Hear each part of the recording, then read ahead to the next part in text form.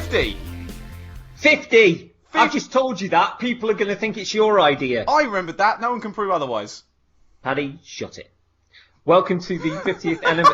I'll do a fucking flyer. Yeah, thanks for that. I nearly said the 50th Enema, which I think is a film by Jean-Luc Godard. No, Picard. No, that's the guy from Star Trek. Multi-pass.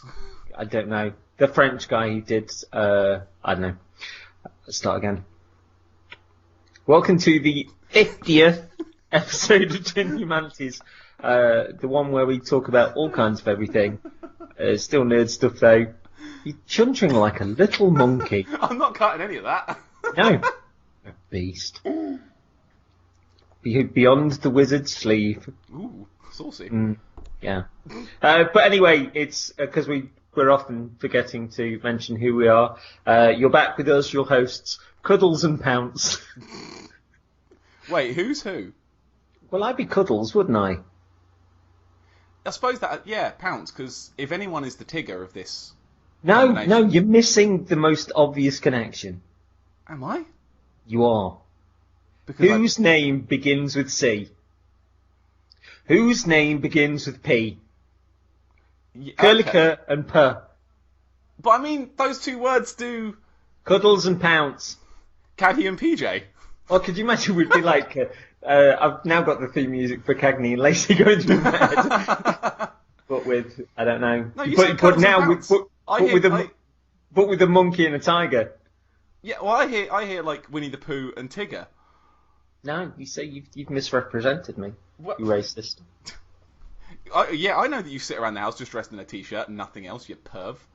Oh, I always smothering wear pants. your paws in honey. I always wear pants. Shall we move on? Yeah, it might be. Episode 50. Yeah, no.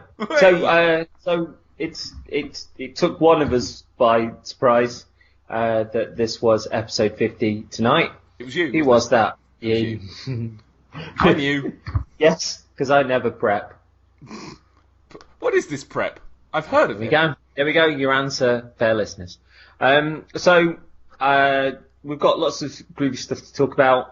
I presume you've got some groovy stuff to talk about because I've got wrote some 6 stuff. notes. Awesome. I will touch upon something just at the start. So my big news of Friday the 21st of July, so this coming Friday as we're recording, is that I will be jobless. Our store is closing and I'm out of work. So I'll be able to talk about it a bit more on the next one. I didn't really want to go into it massively on this because it's still pretty fresh and there's a lot to deal with sort of personally and emotionally and all that kind of gubbins. Jeremy Greer had said like, well, I'm sure listeners would, chuck in if it came to the crunch, and I've never known quite who was listening because our podcast stats are broken and we've never known. We've always felt like there was about 9 people listening anyway, and I've not known whether to do a tip jar for us in general just to see if we could get some extra stuff to talk about, or if I wish list, or I genuinely don't know. But it's all a bit fresh at the minute. So I don't know if you've got any suggestions. Give us a nudge, I guess. But yeah. So we thought we might have a new store because our store's lease was outbid by a restaurant, and that store hasn't happened, and we've all been made redundant. So yeah. Wait, so there's nothing coming into the place you're going from then? Yeah, we've been outbid by a restaurant. Okay, sorry, I misheard that. Okay.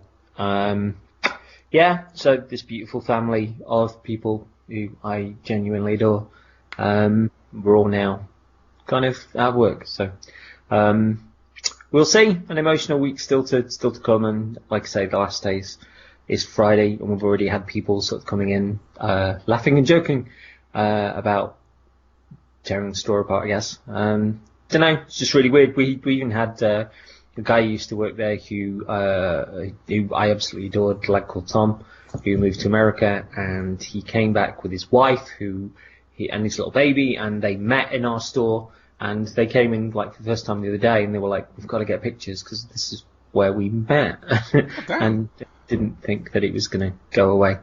But yeah, I'll talk about this a bit more in an episode that isn't like 50. 50? I mean, that's what I remember my last week before my camera shop closed a few years ago. That was a strange week. It's hard to process. And I know a few people have gone like, you've been looking for anything. I haven't even gotten into that minefield yet. So it's all a bit weird. But get through the week first. Yeah, then focus on real life once that's finished, I guess. I don't know, man. So, love and hugs throughout this time. Thank you. Yeah. And if you have any ideas there or any nice things to say, please just send things on Twitter. I mean, you're an attractive man. Have you thought about prostitution? See, I think a tip jar might be better. Well, I suppose it is a tip jar in its own way. Tip jar, but you don't fill up with money. I'm not. See, it's always coming down to filth with you, isn't it? Well. Anyway, shut your cake hole. I'm going to talk about fun stuff. Okay, let me just grab my tea. 1 second, hang on. And grab my coffee. Did you hear me crack open a can of tea there? Did you? Look at this sweet tea going into this pint glass. See the things I have to put up with. I hope that's picking up on the mic, because I'm doing it close to the mic. I'm hoping it's picking up. Yeah, I can hear some sort of crap in the background. I don't know. People are just rolling their eyes and going like, I fancy a coffee too. Why does he put up with him? Why did Bonfireside Chat invite him on? He just talked about his knob the whole time. I know. Jesus Christ.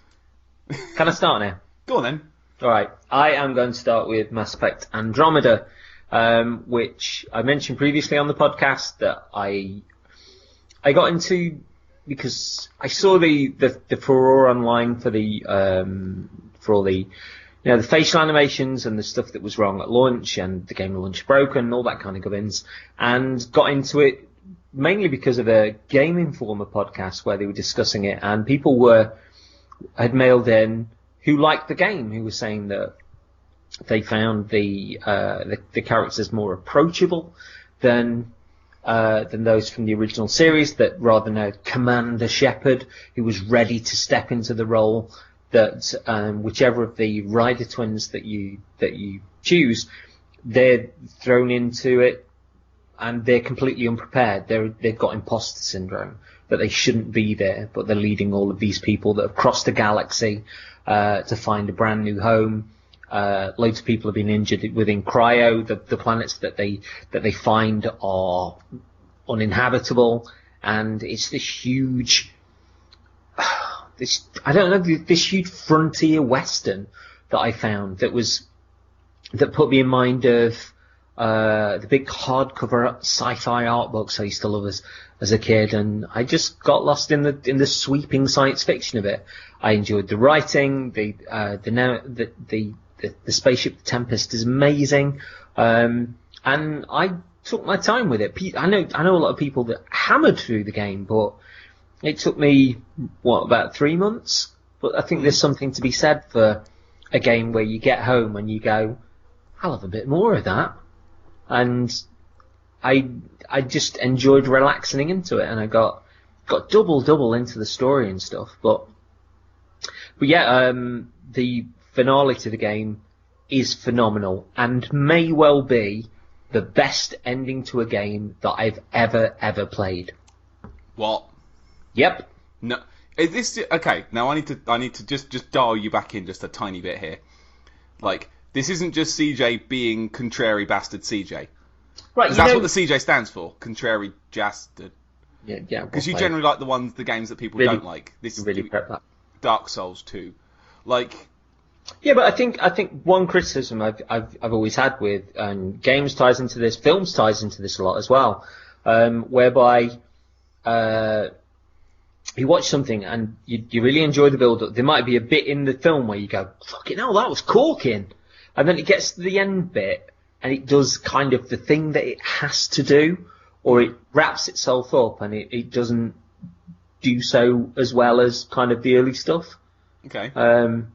And I think that's a criticism of a lot of media. I had it with the Power Rangers film, which I have not talked about on this podcast yet, but we'll talk about on the next one. To be fair, it's been ages, isn't it?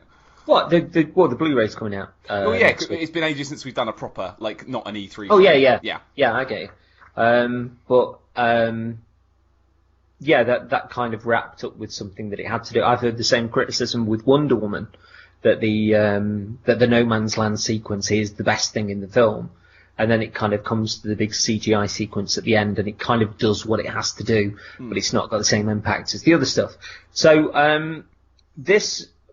I went into the end sequence just knowing that Sean Bell of Midnight Resistance, who had problems with the game, was saying that he thought that the final level was Stormy. And I was like, oh, okay, right, just keep it in the back of your mind and stuff. But when it all went into Endgame, it did with such a level of aplomb that it just felt like everything that I'd done was coming together.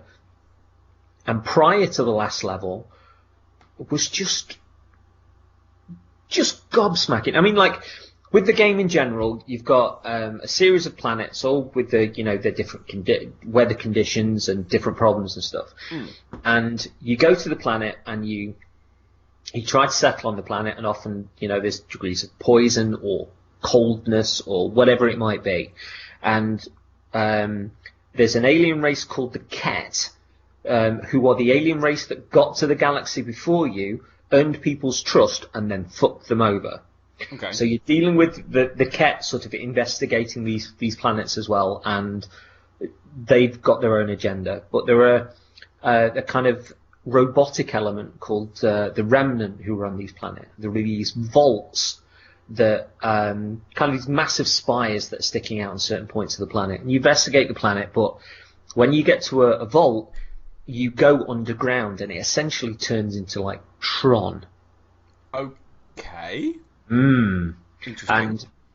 And everything, there's puzzles there which don't completely work, but if you go onto Eurogamer, you can get they're like Sudoku type puzzles, and they're quite easy to figure out at first, but then it gets too complicated for its own good.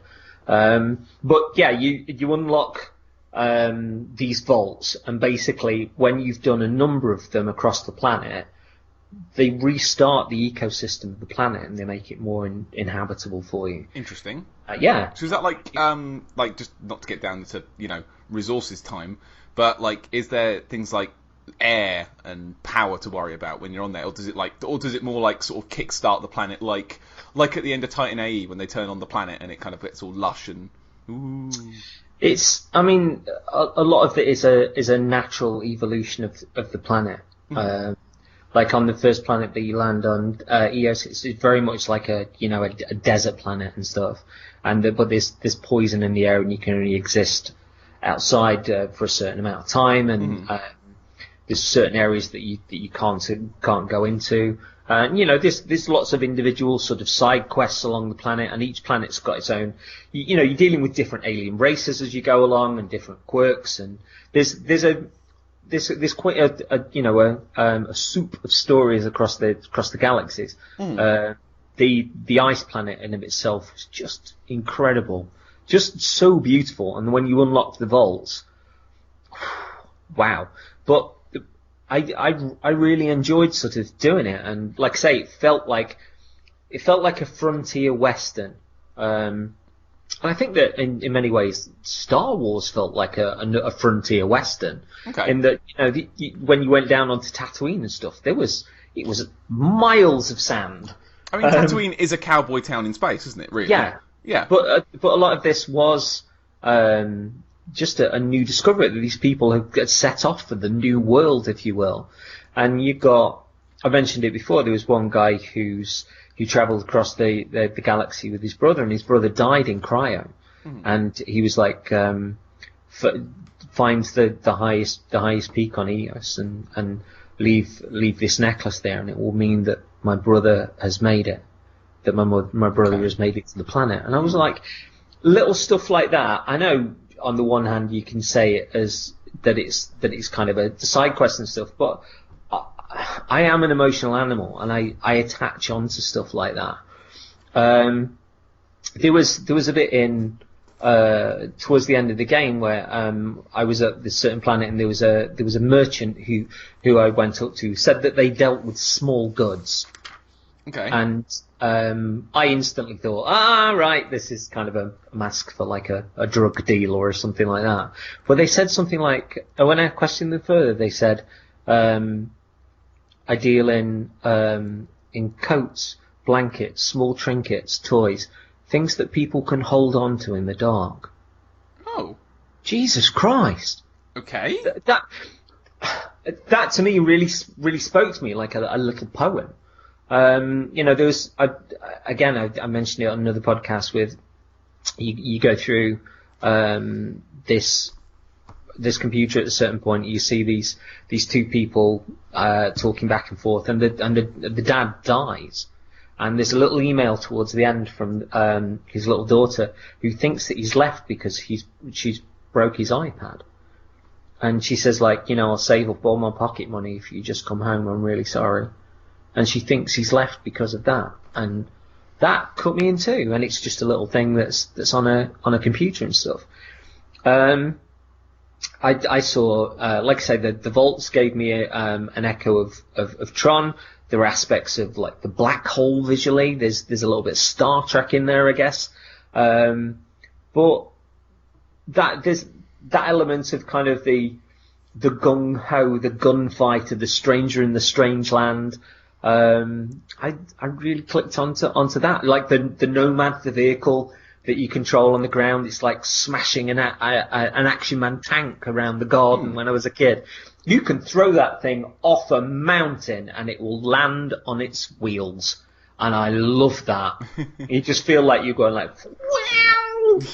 Like, so I have a question for you. Have you played the first ones, the first three?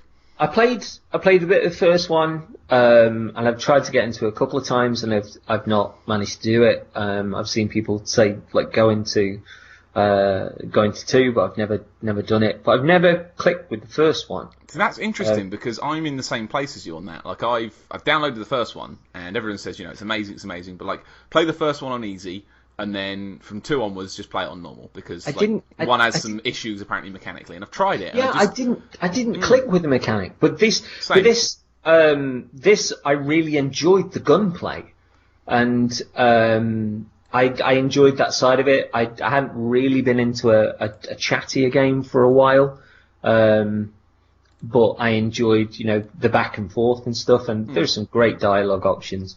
There was a mission sort of not exactly towards the end, but a mission where you kind of, it feels like that one race is on the line, like that, something important could happen to them.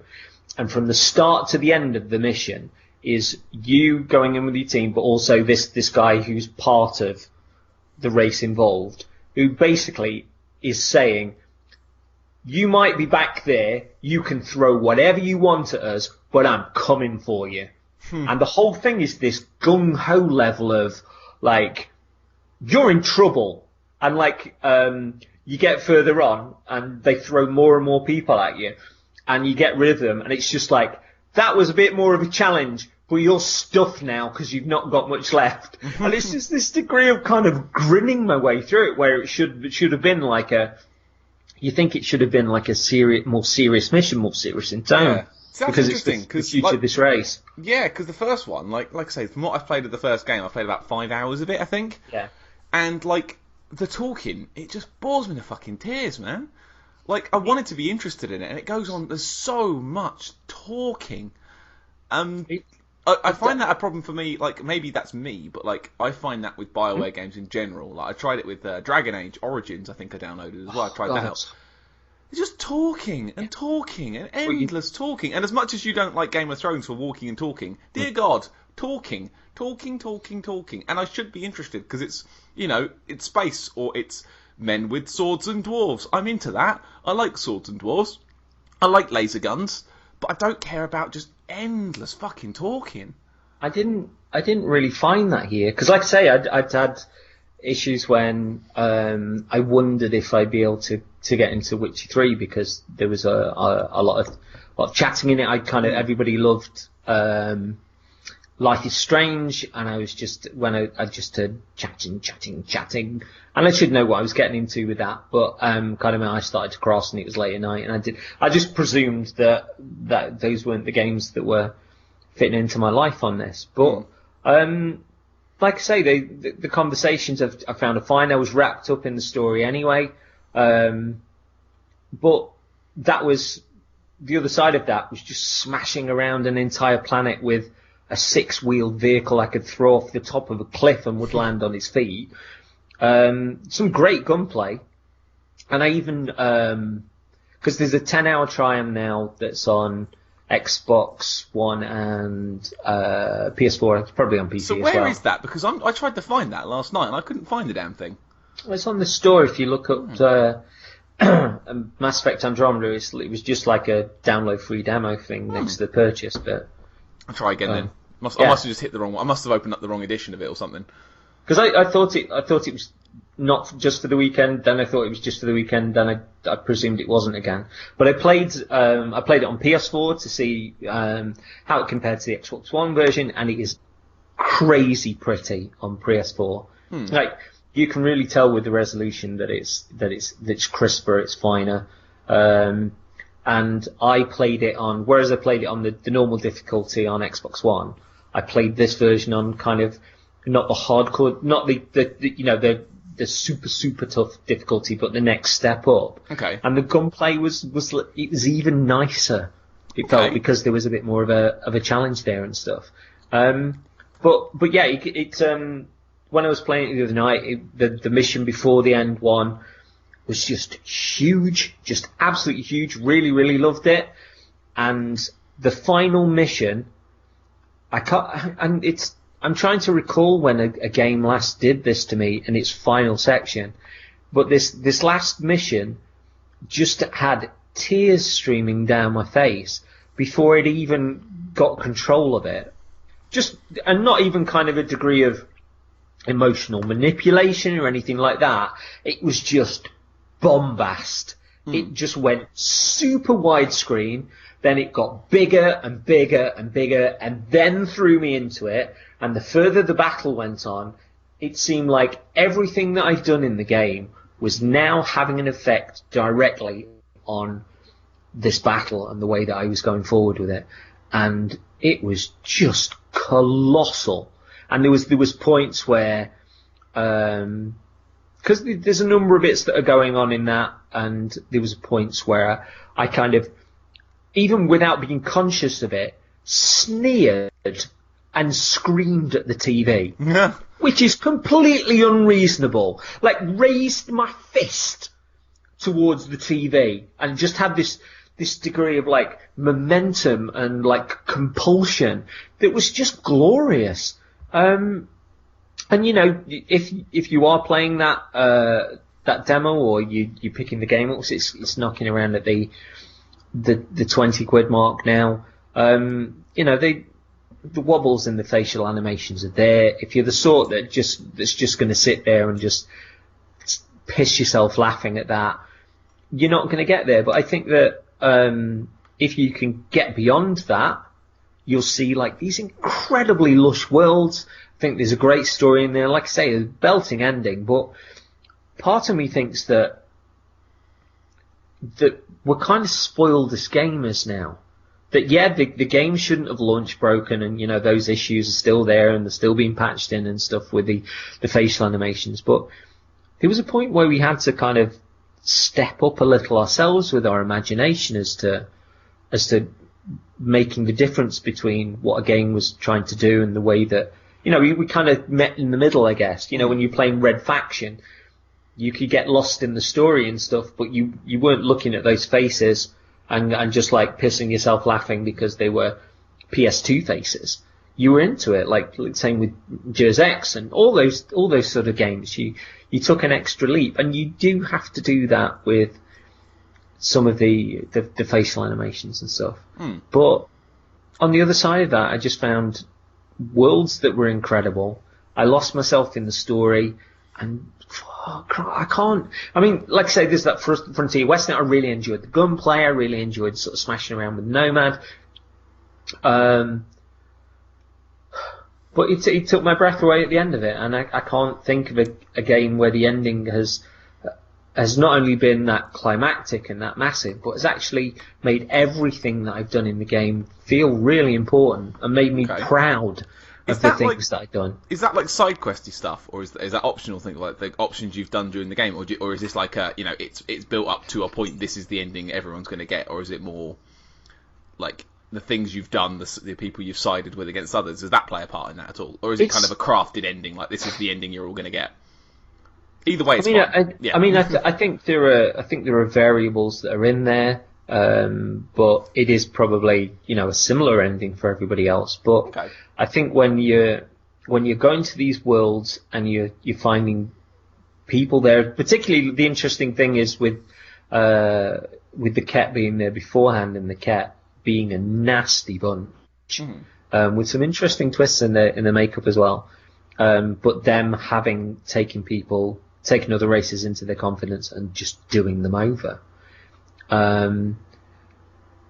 You proving yourself by deeds, and trying to win people over and bettering their worlds, almost being like this, I don't know, this science fiction frontier western Jesus that's kind of coming in and just is unlocking the world, is making it more inhabitable, is finding secrets about their history, is just building up degrees of trust between people. And I don't know, I found that aspect really kind of cool, and the fact that when it does come to this final battle, that these people that you've gotten to know and that you've gone out of your way for are all joining in the fight, are all coming in to pitch in as you go in for this last kind of, like a Magnificent Seven, like we shouldn't be doing this, but we're doing it. Yeah.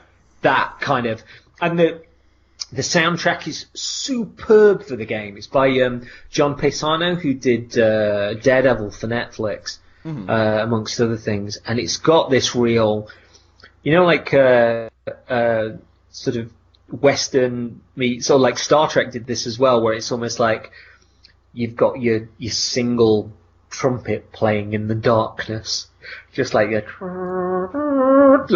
it's just feeling like space is vast. But I really loved it, and for something that I picked up wanting to have an opinion on and being sort of quite curious about, to click with this with something in a way that I'd not the previous iterations of the series, and then really kind of fallen for, and I'd find myself falling deeper and deeper into it, and then for them to give me that ending. You share a love of Tron as well. I love Tron. If you say Tron's in something, like that's the only reason I gave half a shit about Kingdom Hearts 2, because Tron's in it.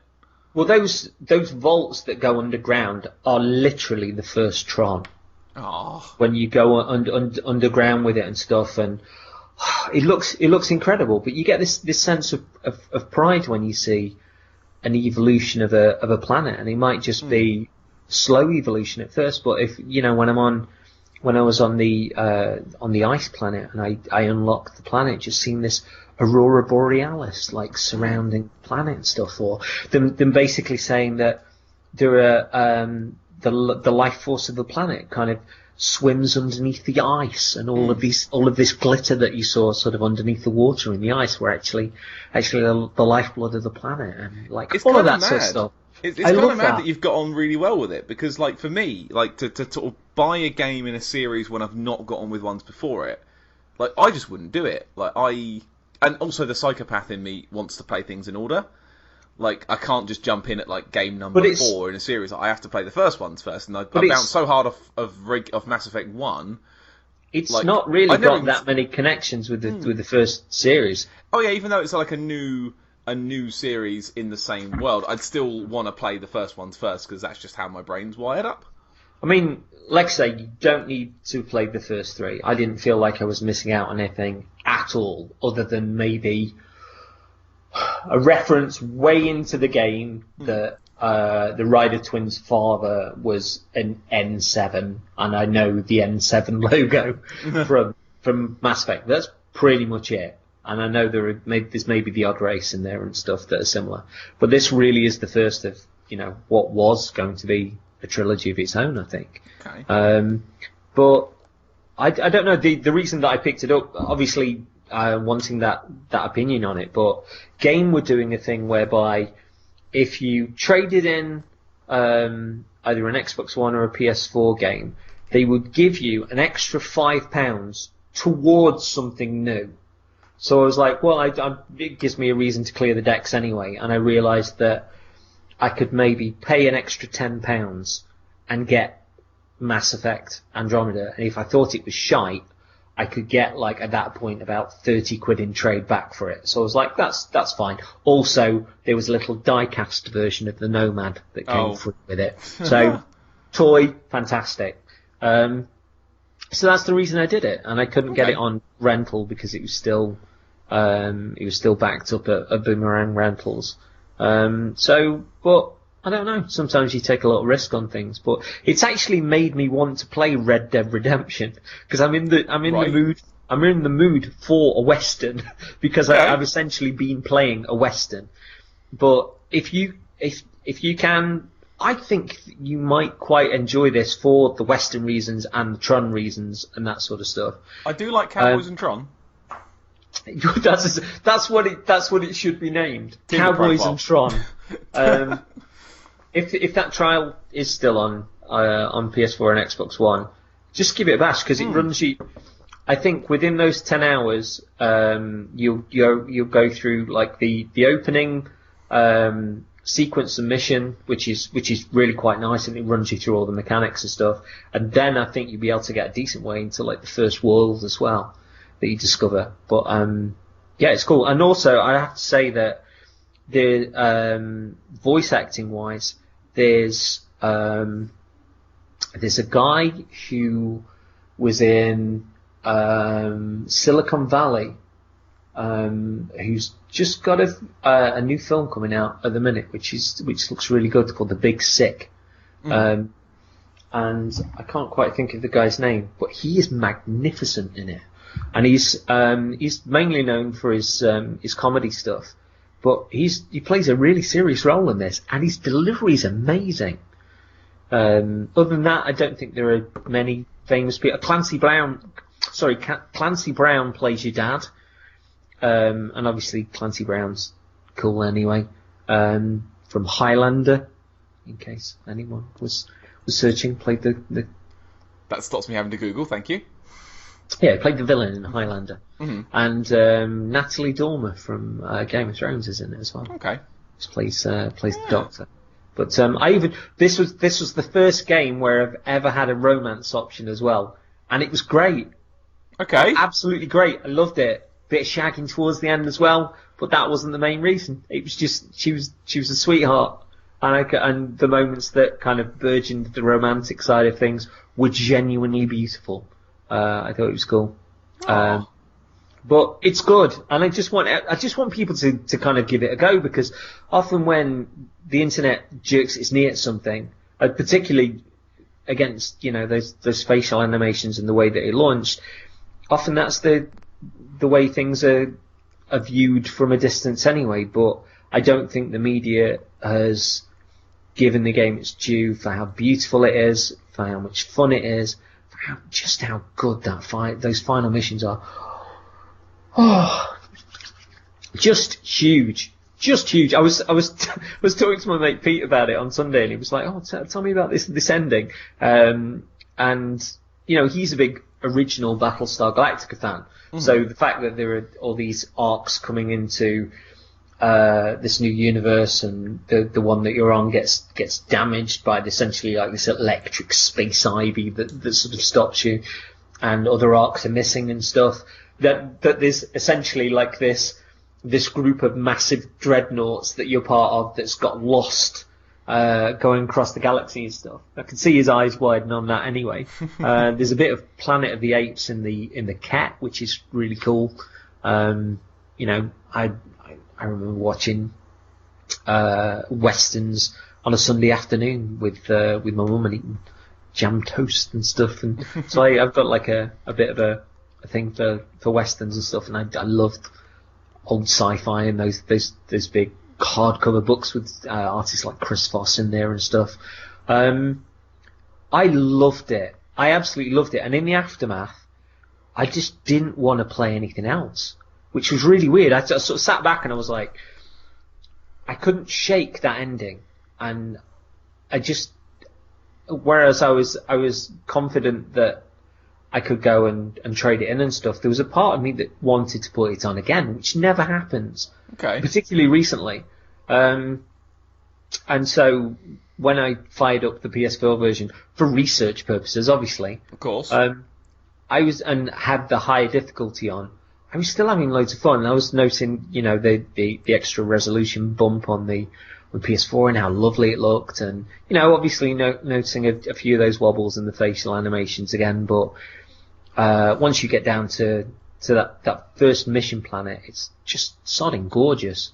And when you get to your first world of Eos, it's like, oh god, it is just essentially a western with spaceships and people trying to make a life out there. And I don't know if I'm sounding wistful and romantic about it. I genuinely am. I'm a wee bit smitten with it, and it's a game that's come in for a lot of flack. And I know I'm known for falling in love with games that people hate, but it deserves more than it's gotten, I guess. No. But I'd love you to play that demo, genuinely. It's awesome. If I can find it, I will. I'm sure it's there. It must just be hidden somewhere. If you see it at a silly price, again, I'd say my instincts with regards to you are good. Mm-hmm. After prezzies and things. Yeah. And knowing that you liked Red Dead and you like Tron and you quite like a bit of love those two things. So I also found the gunplay like really, really cool. I loved getting into battles. Oh, okay, because I found that with the first. Obviously, again, things change over time. But it's shocking. The first one, god awful. Yeah. Jesus Christ, this is just smooth as balls. It's great. And also, to give a little bit of clarity as well, like I played a little bit of Gears of War 4 last year, and it was the first Gears of War that I've ever played, and I remember people saying about the cover system was really revolutionary and stuff. I thought it was bollocks. Man hide behind wall, man shoot thing. Yeah, but it was just clunky and really badly done for me. But this felt like, and I'd also played the Division before that, and the Division had kind of, I quite liked the gunplay there, the hiding and the shooting stuff. But this is great. I mean, you've got your different weapons that you can have. You've got your stabby arm, spiky thing. You've got pistols, shotguns, sniper rifles. But you can have whatever you want of those combinations. So I actually had like a pistol that had got scope on it. It was really great and really stable for taking things out at distance. I had an assault rifle, which I used for more for closer quarter stuff. But I also had this other assault rifle called the Sonus, I think it was called. And basically, whereas my other one might have been like bang, bang, bang, this was basically it was essentially like a Gatling gun. It was ace. Okay. So whenever I got some sort of really massive motherfucker coming up against me, that was what I went to. But yeah, if I sound joyous about it, I am, and I am genuinely in love with it. I thought it was great. You are in full gush mode.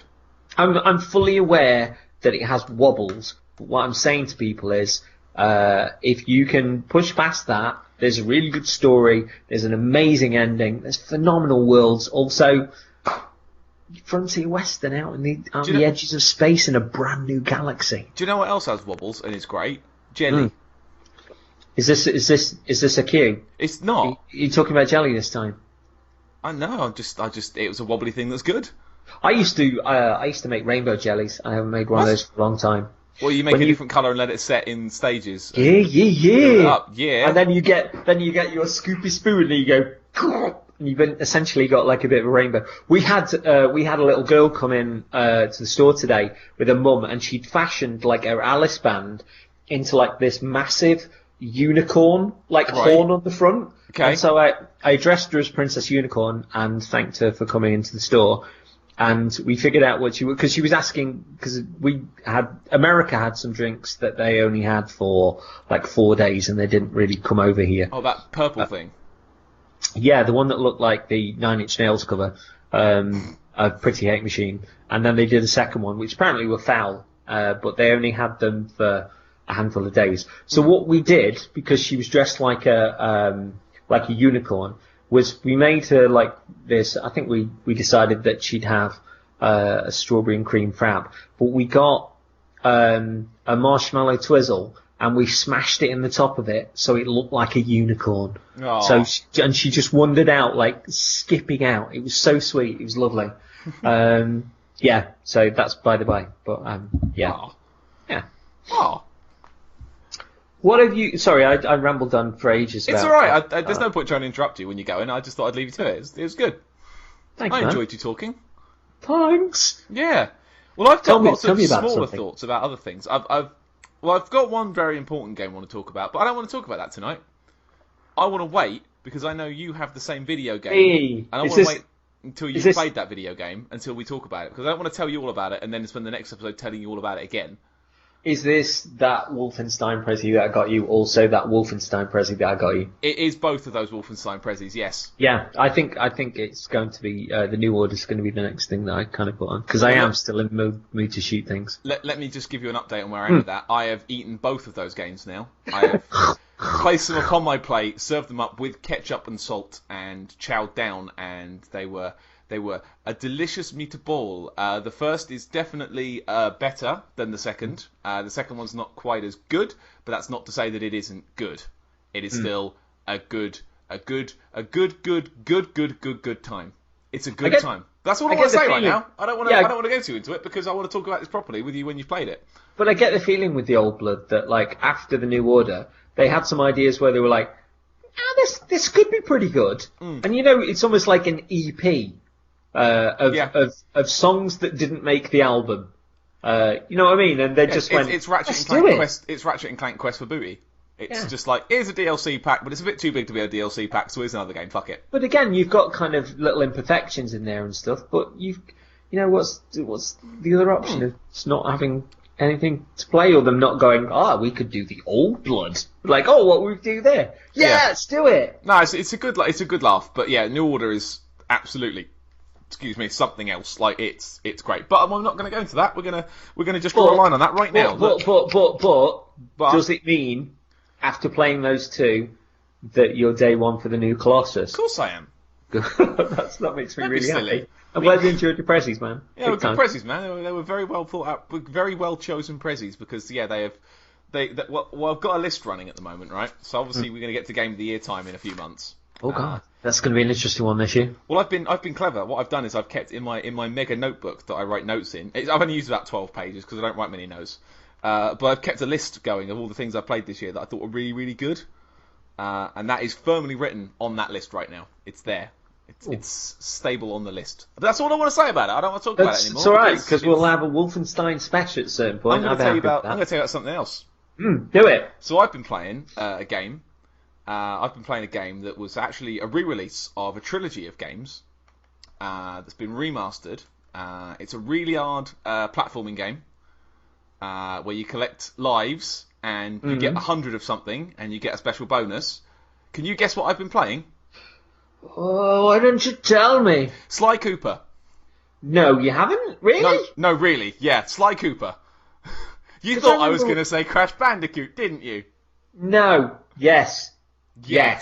I decided, because I've been watching a shitload of South Park recently on the PC, I got that kind of... when you get that twinge to watch a show, like, I could watch that again. That's really weird, because I've been watching quite a bit on the YouTube live streaming stuff. Because I nearly put in, on my notes... On Andromeda, when I was saying, I got some notes saying that, it put me in mind of things like the black hole and Star Trek. And on my notes, I was like, this isn't just memberberry stuff. Yeah. So yeah, I caught one of those odd, like, completely illegal streams. I was like, I could watch South Park again. And then, thanks to the wonder of the internet, click, clack, clue, 3 hours later, I've got 20 seasons of it. So I've been I'm up to season 15 right now, so I've been working my way through that. But while I've been watching it, I thought I should do doing something with my hands, you know. And, you know, there's people in the room, so that one's out already. So I thought I'll get my Vita out, you know, and bump out. And I've been playing a lot of Rogue Legacy. I thought, well, I want to play something new. I want to play something I've not played before. And I saw, just kind of buzzed through one of the sales, I think, and I saw Sly Cooper was on there. I thought, I've still not actually played that. So I downloaded the Vita version, because we got it on Plus ages ago. I think, yeah, we got the trilogy on Plus, and we've got Thieves in Time on a disc version on the PS3. I thought, you know what, sod it, I want to give this a go. So I downloaded the first one, and I've been sort of watching South Park and playing that at the same time. Mate, it's really good. Because I'd really never heard of it when it was released on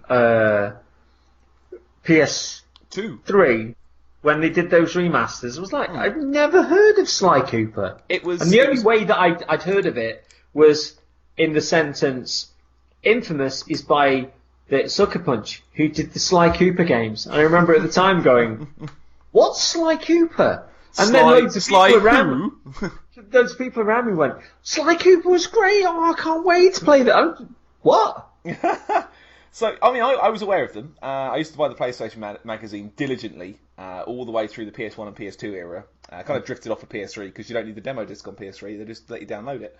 So I remember, I used to read it diligently, and I remember keeping up with the games as they were coming out. I just never got into actually buying them. As someone who likes his, you know, third-person 3D platformers, you know, Crash was, one of my first ones I loved. You know, I'm a big, huge Ratchet and Clank fan.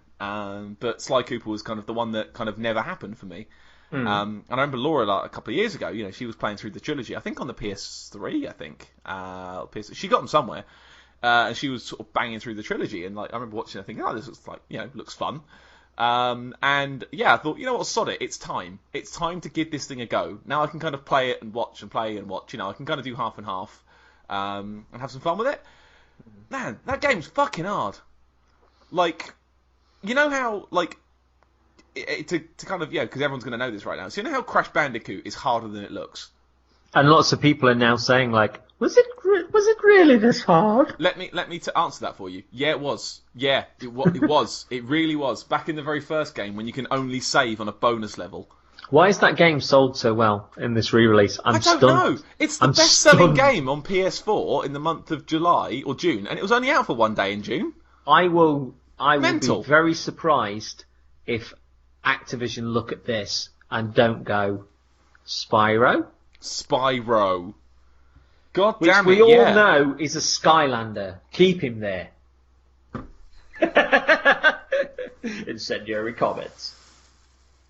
Can you hear the way I'm looking at you through the internet? Honestly. Can you feel the fire in my eyes? My chest hair is light. Fucking Spyro, man. But yeah, no, I popped it on. I've been sort of playing through over time. Yeah, man, it's harder than you think it's going to be. Like, the sneaking, it's very much a one-hit, you're dead kind of game. Well, it doesn't feel like it should be that. It feels like it should be a 2 or 3 hits, you're dead thing. In Sly Cooper, the only way you can get more hits worth of damage, because, you know, when you're sneaking around, you're trying to sneak behind something, and you walk the wrong way, and the enemy goes, ah! And turns around and starts hitting you. The only way to get an extra heart, or they give you a horseshoe in this one, like you get a silver horseshoe, and then a gold one, is by getting 100 of the coins to get yourself a little bonus, don't hit me. That's quite rough. You know, that's rough. So when you're kind of sneaking through a really hard level and you get to the end and you've managed to burst through, you know, you've burned through both the horseshoes you had that you've collected diligently and they've been knocked in a hole, and you wake up on the start and you're like, oh, I've got nothing now. Well, that's piss, isn't it? It's quite harsh early on as well. Like, there's no... Like, the jumping and the falling's a little bit, not sloppy, but kind of loose. And there was a particular level where I was trying to sort of jump from sort of swingy ring to swingy ring. So jump and grab and swing and jump and grab and swing. But because I was double jumping, the swing wasn't, like, procking. Like, I was hitting the circle button to grab the swingy pole, but it wasn't working, so I was falling in the water and losing a life. And this game has a life system, and if you lose all your lives, you have to start the entire level again, like, from the very first checkpoint. Who knew that used to be a thing? Oh, mate, life systems, man. I think we've been spoiled. I really think we've been spoiled in our games these days. When you die and you just start again from the recent checkpoint. I remember seeing people sort of who try playing. Is it Ninja Gaiden or something on the NES? And they tried playing that, and they were saying like as a kid that it was their only game, and they used to just play through it, and they could go from start to the finish of the game in like a day or whatever it was in the holidays, and they used to play it constantly. They used to draw Ninja Gaiden stuff. They were obsessed with it. They pick up like an NES in the modern day. They start playing it. They can't get off the first level. Yeah. And they were like, there was something about the fact that these were your constraints, and you just got good. No pun intended, with our other podcast. I remember. I remember doing that with Sonic the Hedgehog 1 on the Master System. Like, Sonic's bollocks, though, isn't it? Don't talk shit. That first Sonic game on the Master System is better than the Mega Drive version. Fight me, internet. Fight me. Not as good as Sonic Adventure 2. I've not played it. I've heard it's good. I quite enjoyed Sonic Adventure 2 for two reasons. I like the Sonic and Adventure. There is that. I like the Chows, who were like these little creatures that you could kind of pick things up in the level, and you could kind of morph them, and you could talk to them, and they would change and adapt and stuff. And also, the song on the first level was sung by Ted Poley of 90s cock rock band Danger Danger. Ooh. Yeah. Ooh. That's by the by. Lots of people going like, what? Yeah. But nowadays, the Sonic the Hedgehog account is now tweeting about World Emoji Day today. Of course, Sonic the Hedgehog is tweeting. I kind of like where the Sonic the Hedgehog account's gone. It's embraced internet. It's got weird. I don't know. It likes the memes and the shitty Sonic fan art and the shitty Sonic fan games. They're like, yeah, just keep doing them. Screw it. We think they're really good. Eat that, Nintendo. There you go. Back on point though, Sly Cooper, right? So yeah, the actual game's really fun. I'm running around, I'm sneaking, I'm stealing things. I'm collecting clue bottles, and when I've got all the clue bottles, I get a code so I can go in a safe and take a thing. Sometimes the thing will be an extra power up, like now you can go slow time. So when you're jumping, you can hit a button and jump in slow motion. Now you can do a jump slam thing. Now you can throw your hat and it will blow up. Like, it's got lots of that kind of platformer power-ups. You know, like when you're going through and you're getting like 100 different things and you're only ever going to use the one. Yeah. Like this is very much that. Or you get the, which is the lifesaver, which is the spire jump, where you jump and press circle and you land on like a point. Mm-hmm. And you can hop across what they call like telephone lines and things by kind of hopping from point to point to point and not falling not falling off. That's great. That's really, really fun. Where it all falls down, vehicle levels.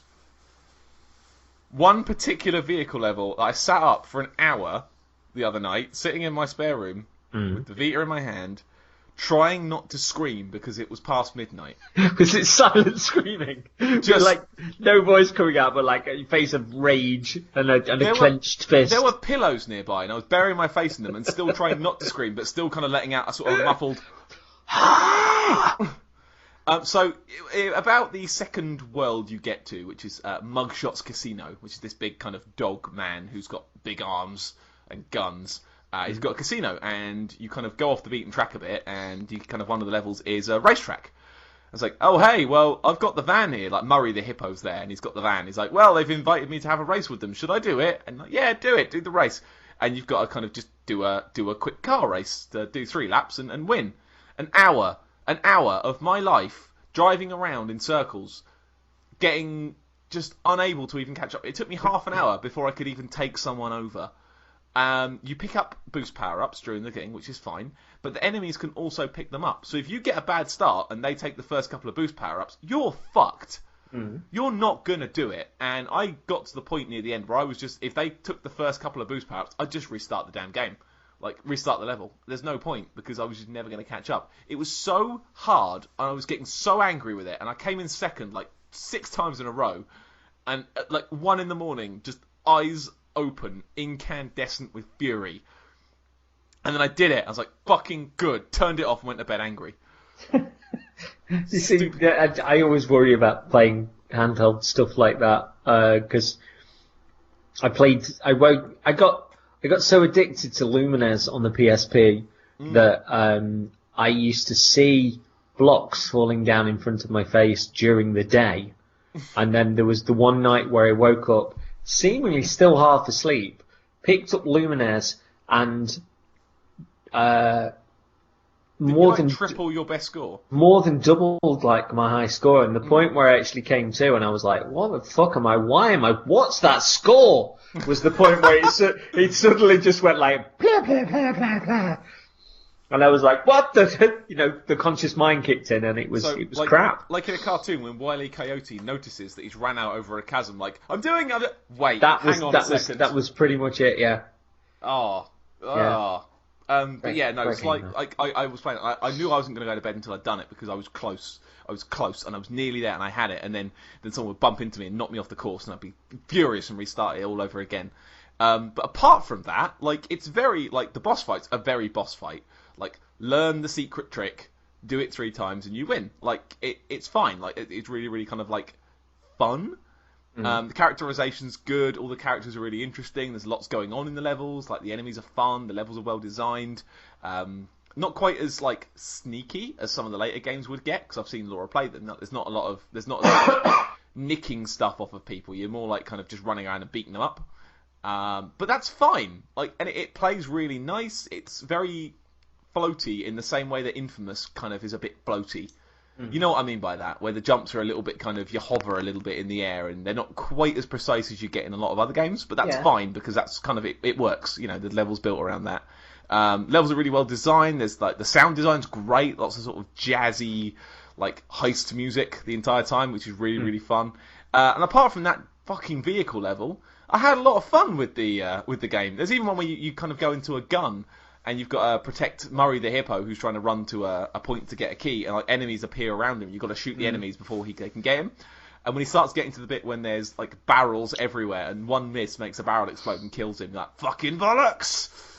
But that always felt fair in the way that the car bit didn't. Like, it was very much you're in this gun emplacement, just shoot the gun correctly. That's all you got to do. Just shoot it at the thing. It wasn't as much of a random number generator as the vehicle section was. But I'm 2 bosses down. I'm just heading off to the 3rd now. I've done most of the optional objectives on the way as well. Like, I've got all the clue bottles, and I've got all the secret chests and things as well. I've been having a lot of fun with that. And yeah, it's just a hella good time. Like, it's just a fun, nice platform. I think it fits the Vita really well. Because of the way the world's built, like, you can see it. Slight upset that it doesn't have subtitles, because I was planning on putting those on so I could watch the show and still see what was going on. Because again, I'm watching South Park while I'm playing a lot of this, so I was kind of wanting to watch the show and read, and I couldn't read, so I was having to pause it, listen to the chat, because it was good. Like, it's fun, like, it's funny, it's well written. I didn't want to miss anything, which is a bit annoying that there's no subtitle option. But, all right, Aerosmith, calm down. Yeah. But yeah, no, Sly Cooper, man, it's really, really good. I really like it. And I'm kind of upset that it's taken me this fucking long to play it. Would you like another one, or do you think it's a product of its time? Like, would I like a PS4 game of it? Yeah. Don't know, maybe, because Thieves in Time was quite fun. I watched Laura play. I had a go at a bit for a while, and like, I remember Thieves in Time being a good laugh. I'm not sure where this franchise goes from there, because I don't remember the ending. And I'm not sure what the market is for a new 3D platformer like that these days. Because Sly never sold that well. Like, it was all right, but it was never Jak and Daxter. It was never Ratchet and Clank. Like, it was always the 3rd one of those PS2 platformers. It was always the runner-up. I don't know if the market's there.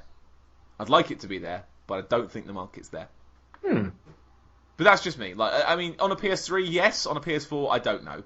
Like, given the amount of work and the amount of polish that's gone into the Crash remaster, like, how good that looks, and just how much love has been poured into that thing. Would Sly get the same treatment? I don't think so. But I will say in that regard that Vicarious Visions have been doing the good Skylanders games, like, these last number of years. They did Swap Force. So, they're in amongst, stuff that they understand and that they're good at. So it was a top choice to have them do it. But yeah, I'd like to see one, but I don't think we'll get one. Or we'll get one, but it'll be different. Yeah. Yeah. So yeah, what else have you been doing since I last spoke to you 9 years ago? I watched a film called Tomorrow I Will Date with Yesterday's You, What? which I was... Hang on, what?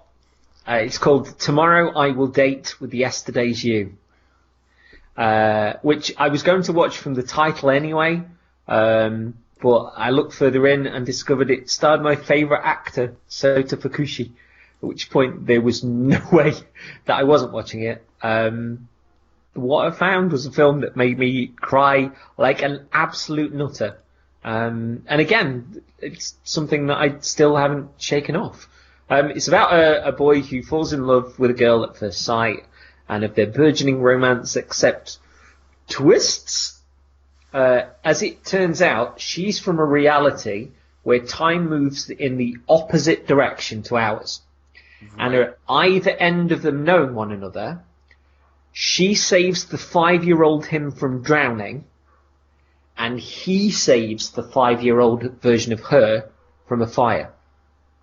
Hence, in the film, the first time he sees her sort of as a grown boy on this train, and he falls in love with her at first sight, is actually the point that she's saying goodbye to him. Okay. It's a beautiful romance with a neat touch of real world sci-fi, I guess. Much like Girl Who Leapt Through Time, in that kind of little bit of science fiction that's woven into the real world, and it's kind of cool. Incredible performances from the new leads. I mean, Fukushi is, I've said before, is like 50s movie star charming. And there's a girl in it called Nana Komatsu, who I'm seeing for the first time in this film, but she's got Betty Davis eyes. She stops my heart. So I started watching another movie a few days back with Nana Komatsu in, and I know there's that thing called acting. But I was watching her and kind of a little bit sad that she wasn't the character that was in the previous film. Okay. And whilst I kind of, learned to admire what a good actress she is and stuff like that, it just made me want to watch this movie again. It was just wonderful. 90 minutes long, did what it did in that time, did it perfectly. And much like I said with Andromeda, I've been reeling in the atmosphere, in the aftermath of it, and it's been a while since a film's kind of gotten under my skin like that. And probably the last one that did was Enoshima Prism, which also had Sota Fukushi in, which I spoke about on this. So I also mentioned last time that Sota Fukushi is playing a villain in Takashi Miike's Blade of the Immortal adaptation, and he's just been shown for the first time playing the lead in the live-action film of Bleach, which has had its first teasers. Now, this one's an interesting one. When I looked up Nana Komatsu is playing, and I need your help here, Yukako Yamagishi in Takashi Miike's adaptation of JoJo's Bizarre Adventure Diamond is Unbreakable. I like JoJo's Bizarre Adventure Diamond is Unbreakable among the other JoJo's Bizarre Adventure Diamond is Unbreakable parts, and Yukiko Yamagishi is a good character in JoJo's Bizarre Adventure Diamond is Unbreakable. Nana Komatsu is amazing, but she'll be acing that film. But I thought... she looks dead on. From what I've seen of the trailers, she looks dead on. And just to digress slightly, they've had a trailer out that has shown the stands, and it looks... See, Takashi Miike is a brilliant director. On Sunday I showed my friend Pete linked me to an article like ages and ages ago about famous people or people that have become more well known that have done Tokusatsu episodes. Okay. And Takashi Miike has done a couple of Ultraman episodes in the past. Right. And there's one, it's an episode of Ultraman Max, I think it is, which is on Crunchyroll if you ever fancy checking it out. And it's, I think it's episode 15, and it's about this young girl who was really good at art, and she became blind, and she found her way in music, and she was looking forward to doing this recital at this big music hall. And in the story, there's this big kind of destiny-like white ball that appears in the middle of the city, and the kind of science fiction group that the alter ego of Ultraman like belongs to and stuff. They don't know what it is, so they try bombing it. And as soon as they try bombing it, like guns come out of this thing and like launch missiles. And the more aggression that they throw at this thing, the more it evolves. And when Ultraman turns up, the thing actually turns into a monster and starts fighting Ultraman and defeats him. Okay. And this thing ends up devastating the whole city, and the intimation is that the world is fucked because there's no way to stop this thing. And they realise that the more aggressive they become, the more this thing is going to adapt again. And you see this little girl leaves her room, and she walks up to the beast, and she calls it out, and she says like, Kaiju, why are you doing this? Don't you like music? Why won't you let me perform? And she stands there and she starts playing this flute in front of the monster, and the monster ends up waking up, and where like guns and missiles were sort of coming out of its body and stuff, they went inwards, and like musical instruments start coming out, and it starts harmonizing with the little girl and stuff. Okay. And the girl actually approaching the creature with music and with peace is the thing which evolves the creature. And eventually, like Ultraman, like this monster just completely evolves into like this creature that's like an orchestra, and it just starts raising above the ground. And Ultraman's there's this little girl's in a car, and she's playing the flute in this car, and they just slowly glide up into the atmosphere as this creature sort of leaves the earth. It's beautiful, and it's like 22 minutes. But Takashi Miike directed that, and I think he might have written it as well. But it's gorgeous. And he's famous as being the main guy in Battle Royale as well. The guy that's there at the start that tells the kids what's going to happen to them. Yeah. But an amazing director of his own, and still working despite having suffered a stroke, I think, at a certain point. I think he's been in. Somebody who's saying that he's in the Yakuza games as well. I think he might have directed the Yakuza films. I think he's appeared in one. Yeah. I don't know which one, so, but yeah. The guy's still working like a nutter. And I saw, if you've not seen 13 Assassins, Jesus Christ, that's a film. That's a really, really good film with a villain that I wanted dead after about 10 minutes of the film. Was like gritting my teeth at just one of those where you just go like, you're gonna have to die.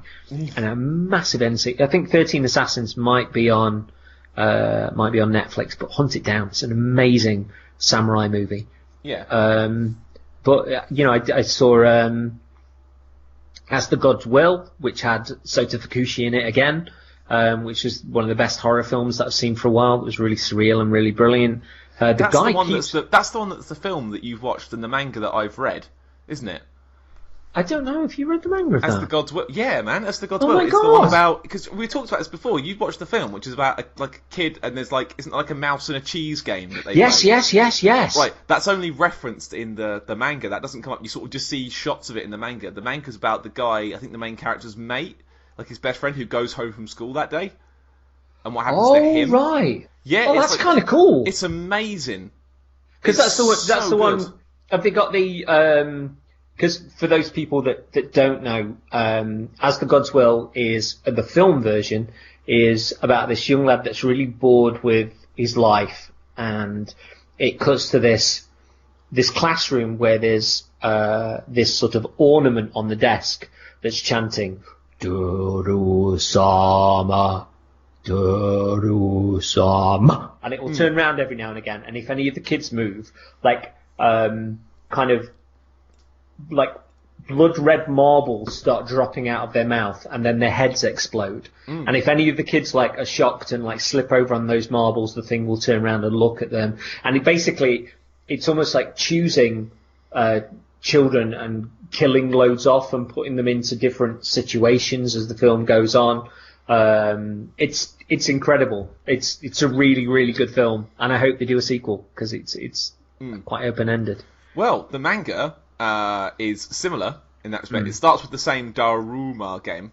Oh, that's amazing. But it goes somewhere else from there. Like, it kind of takes these other kids, these garbage children who have gone home from school, and they send like a flying woman with a bin on her back to pick up the garbage kids that have gone home from school, and they're as trash people, and to take them out to have their own version of the same game, because they're trash kids, and then they're all getting picked off in their own way as well, and it's probably the first like manga that was I started reading it on Crunchyroll as it was still coming out, and it was cool. the one that I would like. The notification would go, "Oh, that's the God's will." Next, fucking right, open it. I need to read it. I'll put you onto the film, 100%. But if you've got Crunchyroll, like the manga version, just log on to the manga side of things. Like I've got it on my phone, you could just wang through it. Like it's about 180 eps, I think, is the manga thing. So you can bang through it in about a couple of weeks, I reckon. But it is astonishingly good. It's really, really good. I like that the film is like a little sidestep from that. I think that's very, very rare to see them do something that kind of harmonises with the manga rather than doing the exact thing. Because I remember us having this conversation before where you were like, "Oh, I've been watching this thing." I was like, "I've heard of that. What are you talking about?" And we realised that it was two sides of the same coin. You don't know that there's a film version while you're reading the manga, and I assume you don't know the manga version while you're watching the film. Like, I presume that the film came much later, but I know I was talking to my friend Kai, and she said she'd been watching the Assassination Classroom movies. Is that the one with the octopus in it? Yeah, I think so. I don't really know a lot about it. I know there's a lad that was in, or a guy that was in Gantz, and I really enjoyed the Gantz movies, who I know Kai has a bit of a crush on, who's in Assassination Classroom, but I didn't know if they were any good, but I quite fancy watching those. But yeah, I'll put you on to As the Gods Will, like the film version, because it is great, and Fukushi's fantastic in it as well. Oh, sweet, I will. And like you read the manga, and then we can compare notes. Brilliant. Well, cool.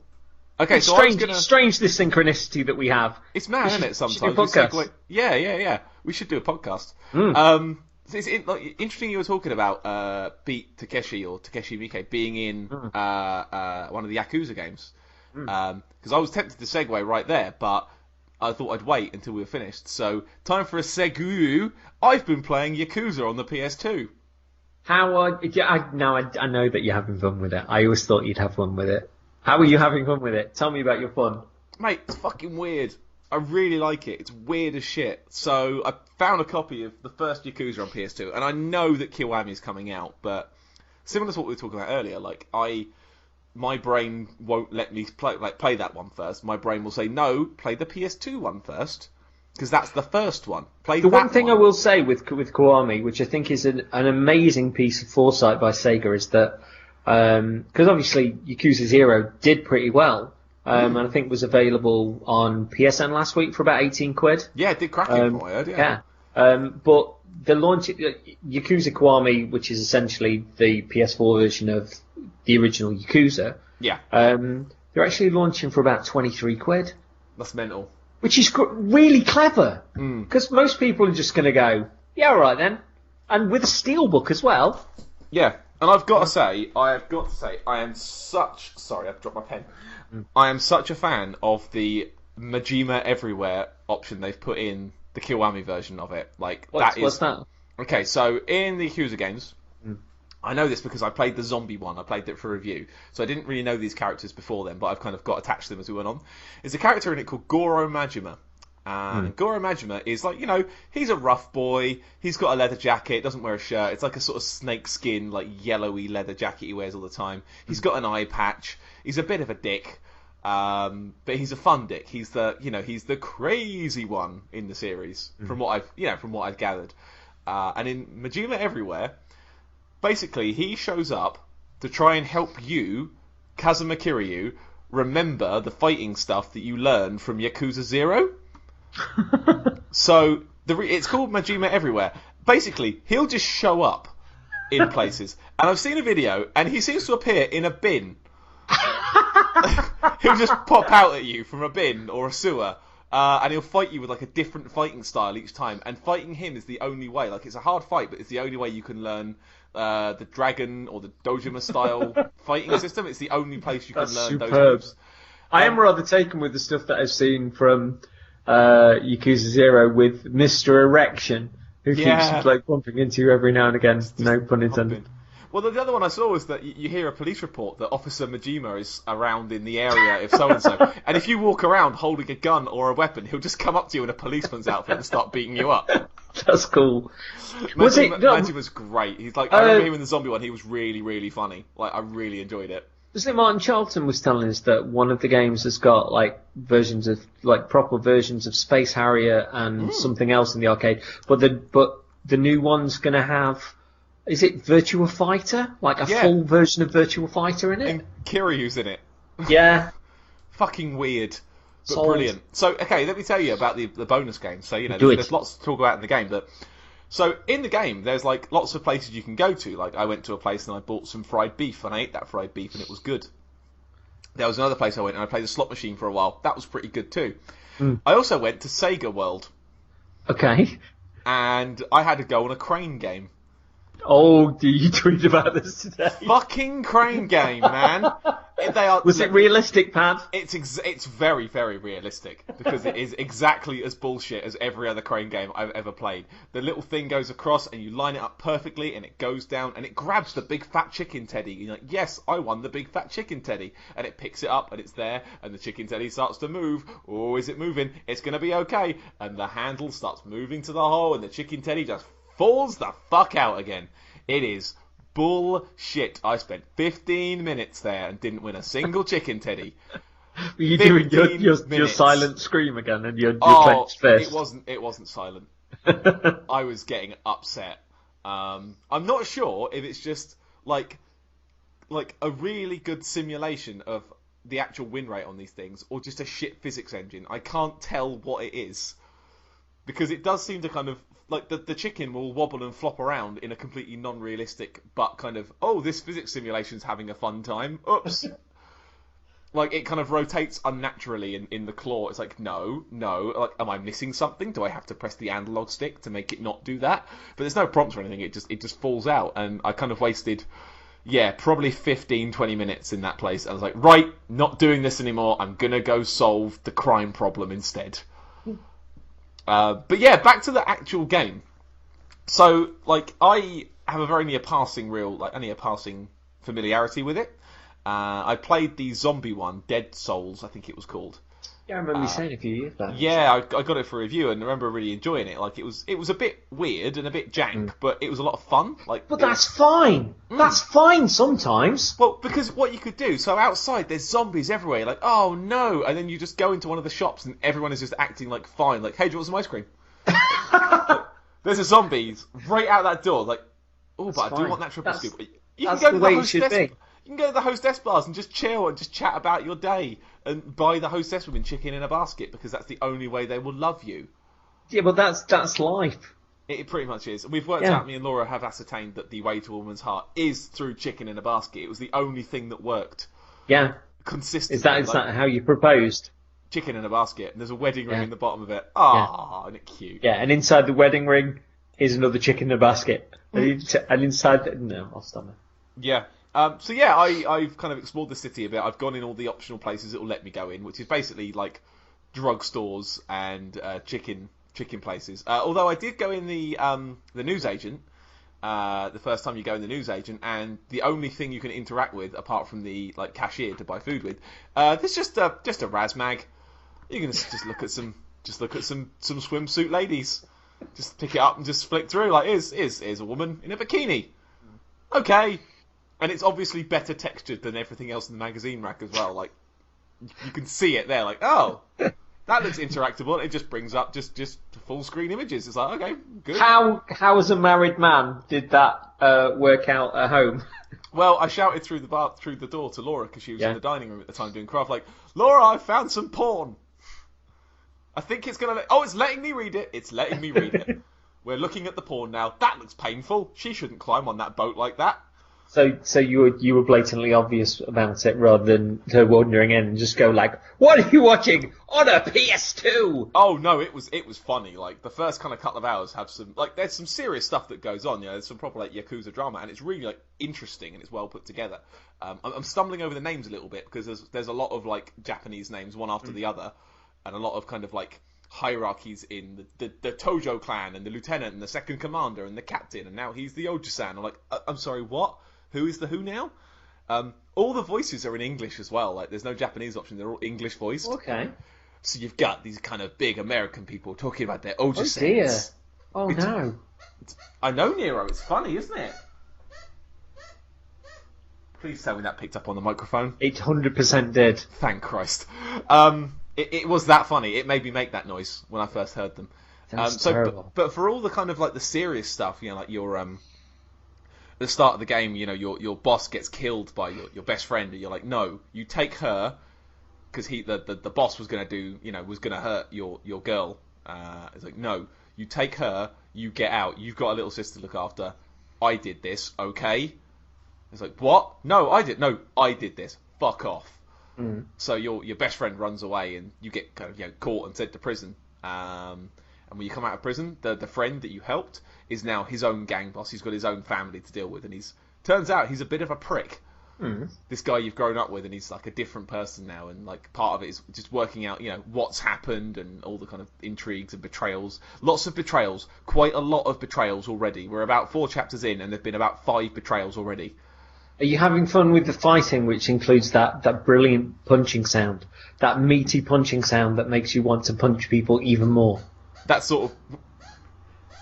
Not that. That is the sound. When No, you it's hit not. people, it squeaks. It's no, that, it's that meat. I can't do it properly. You feel like you're punching someone with a gun in your hand. Yeah. Like a pistol punch, like a crack. Yeah, the fighting system is like... It's good and it's bad at the same time. Like, It sounds like you're having fun though, which is cool. It's shit, but you can hit someone with a bike. And I picked up a sofa and I smashed it over a guy's face and knocked him out in a single hit. It was glorious. That must be like being at work, doing the thing that you can't do at work, but being in Japan. That's a box quote. Being all upset at the Yakuzas being all Yakuza-y. Although I did laugh the second fight you get into, because every time you have a fight, it comes up with a little title screen as the loading thing. Like, versus Punk Ass Andy. That's not made up. That's one of the ones that comes up. Punk Ass Andy. But like the second one that comes up is versus Yakuza. I'm like, oh cool, are we at the final boss already? Because that's what's on the title of the game. Laura, look, I'm doing the last boss. It's the Yakuza. I did it. I beat Halo. Yay! But yeah, the fighting system it's a bit wank when you're fighting a few people. Like, it's a bit rough to deal with lots of people around you, and it doesn't tell you how to dodge until about an hour in. Okay. I would have appreciated that earlier, because I was trying to... I'm sure there's a dodge or a block. As it stands, I just have to take hits to the face.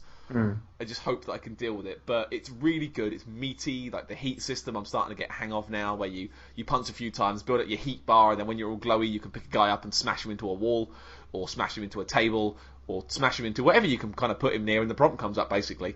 Good, meaty combat. You know, like Sleeping Dogs? Yeah. You can kind of grab someone and kind of kick them into a wall. It's that. It's almost exactly like that. Like, that's where Sleeping Dogs got that from. Just, I'm going to grab you and throw you against this thing. It's going to suck for you. Ha ha ha. Oh, look, there's a bike. I'm going to hit you with this bike. Oh, look, there's a giant stone pillar. I'm going to hit you with this as well. Fuck you. Tra-la-la-la-lol. Yeah, it's just, like, it's good fun. And I want to get back to, like, as fun as as interesting as the plot is, I'm not kind of spacing out while it's playing. I'm really enjoying what's going on. As fun as the plot is, I do want to get back to just goofing around the town, because there's obviously a lot to fuck with in there. There's a lot to goof, as I understand. And can you see why those people who loved the first PS2 Yakuza would really hold on to the series in the way that they have, and pine for it to come out and sort of jump up and down about, because the lads from Bitsocket and Guide Woodward and stuff have always been militant about how great it is and how much they'd like more people to play it. It's come out like from what I've played so far, it's almost come out fully formed. Like, it's come out as what I expected Yakuza to be. Like, you've got the city, you've gone around, you've got about 1 million shops you can go in and piss about with. You can talk to people on the street. Random thugs come and try and beat you down, and then you beat them down, and they're like, I'm so sorry. I didn't mean it. I'm really, really sorry. It always looks like the kind of the Grand Theft Auto that Grand Theft Auto isn't anymore. You know, like the way that it moved on from 3 and tried to become more realistic and more resonant, whereas as I understand it, the Grand Theft Auto was just quite a little bit goofy in its kind of got in its makeup and stuff. Bigger, whereas like Grand Theft Auto gets bigger, whereas Yakuza's kind of focused on like having that like that region. Like, this is where we're gonna do this region really, really well. Like, even the little touches, like early on in the game when there's like it's raining. You're trying to get somewhere, and people are standing out of the road, and they've got umbrellas up. Oh, that's cool. It's just like a little thing that you notice, like, oh, that's cute. No one's in the street because it's pissing it down. And I'm Kazuma Kiryu, and I'm stood in the rain like a doofus. But yeah, everything I've played so far, I've played about 3-4 hours last night. Like, I kind of just turned on for the first time last night. Because I've got a little pile of odd PS1 and PS2 games I've picked up from various places, which we'll get to another time. Sweet. But yeah, everything I've played so far, I love it. Like, I'm really having a lot of fun, and I'm kind of glad that I went with the PS2 version first. Because from what I've seen of Kiwami, like, I'd like to go through the series and come back to that and have that be like almost like a celebration. Because that's what it looks like. I picked up Yakuza 0. I haven't put it on yet.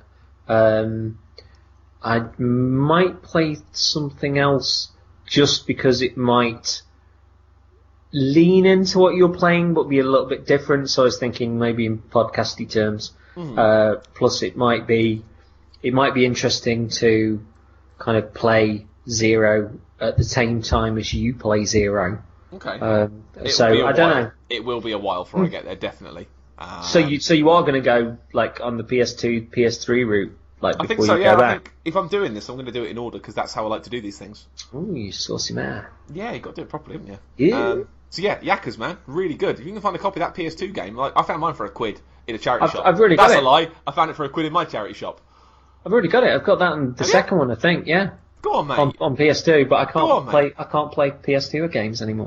Oh yeah, okay. Get a PS2. I've got a PS2. Okay. Telly doesn't have SCART socket anymore. What? They don't Really? make tellies with SCART sockets anymore. Are you kidding me? No. What's the fucking point of that? That telly that I saved up forever for, it's not got a SCART socket. Fuck me. I've still got the old telly with the blue line down the middle, which has still got a SCART socket, which I'm going to try and at Frankenstein up a bit. Now I know Christ. it's not. This is the internet of shit, isn't it? Fuck me. Doesn't have a SCART socket. No. God. But how are we supposed to play PS2s now? No, not anymore. That's garbage. And Sony are waiting for maybe a remaster because nobody wants to play old games anymore. Nobody wants to play backwards compatible games. By the way, here's PlayStation Now. Yeah. So what else have you been up to? Because I've got like 6 more things to talk about. So right, I can wait a bit. I've got 2 more things to talk about. Okay, do one of yours. Okay, because we've also been talking for an hour and a half. So we're just getting started. Started. Need I remind you, our 14.5-hour E3 shows. Yeah, which we've only just recovered voicage. I know. Kamen Rider Amazon Season 2 finished, and was just breathtaking. I had no idea how, because there was Season 1 was 13 episodes, Season 2 was 13 episodes, which were gonna end it all. And going into those final 2 episodes, I had no idea how they were going to do it.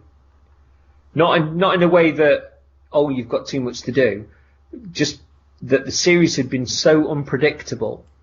And I loved seeing characters, from a writing standpoint as well, I love seeing characters who, for the most part, weren't just bad guys or good guys, but often had ties together, in many instances had genuine love for each other, but differing viewpoints. And you could see any of that, like, pull in one direction or pull in the other direction, and it made you really invested in, like, all sides of what was going on, and I found that really fascinating, and that's what made it very difficult to piece together how they were going towards an ending.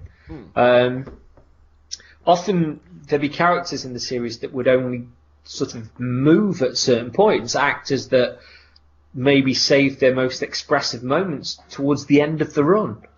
And those final 2 episodes, like Pete and I were just going like, how are they going to do this? And those final 2 episodes were just perfect. And the screenwriter, who I will say, my friend, the screenwriter of Kamen Rider Amazons, who this is his own work, this is it leans into a very, very old Kamen Rider series, but this is kind of a new thing entirely. Screenwriter who was responsible for adapting JoJo to anime.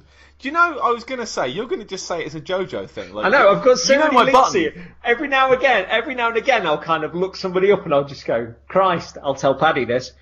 So, JoJo's is my button, you are right. I'm actually now on my 4th reread of the manga, now in colour. Yeah, because you've got a new tablet, haven't you? I got a Kindle Fire, man. It's quite good. Is it the 8? Did you get? It's the 7. The HD. It was like I got the 7 because it was 40 quid, and I'm like, go on then, 40 quid to read comics and Oh, books. I'll have that. It's all right then. It's all right. I like it. Yeah, I like it. I'm not having as much fun downloading and finding a absolutely legitimate, completely not hooky manga app. But other than that, really good. Like it.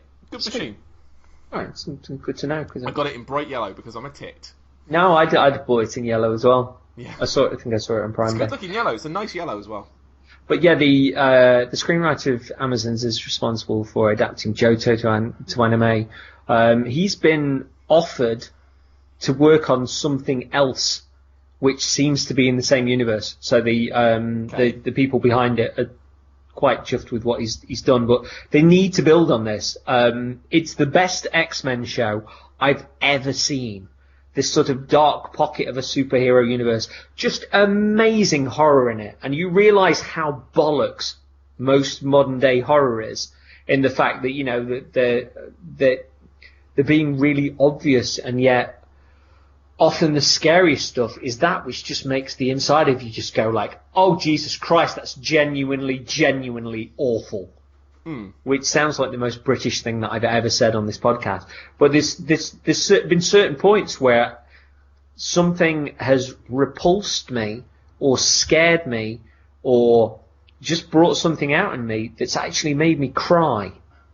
And not purely because I'm scared, but there's a part of me that feels very, very vulnerable and very empathetic to what's going on. And that's really kind of unheard of in modern day horror.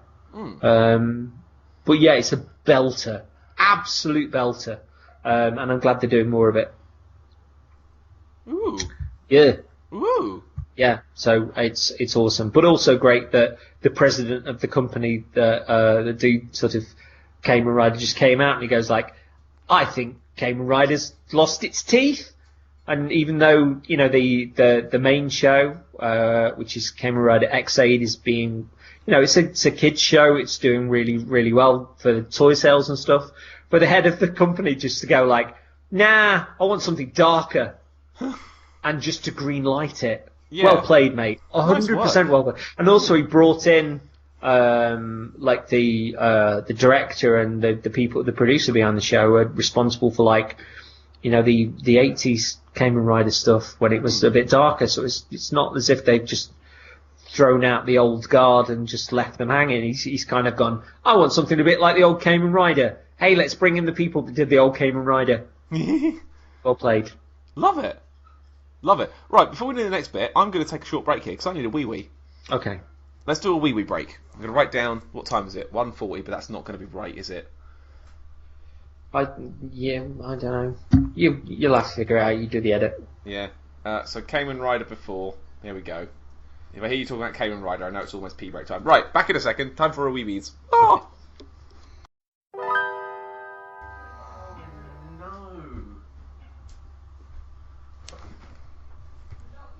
I love Off-Brand Hulk. Hi. Are you back? I'm back. Sorry, Laura's just showing me she's going through a bag of toys that her mum dropped down for donating to the shop, and there's this disgusting off-brand Hulk that is giving me so much joy. He's got the funniest fucking face in the world. I can't stop looking at him. You need to adopt, take pictures of, and possibly fall in love with, and never actually take to the shop off-brand Hulk, because it sounds Let me keep him, Laura.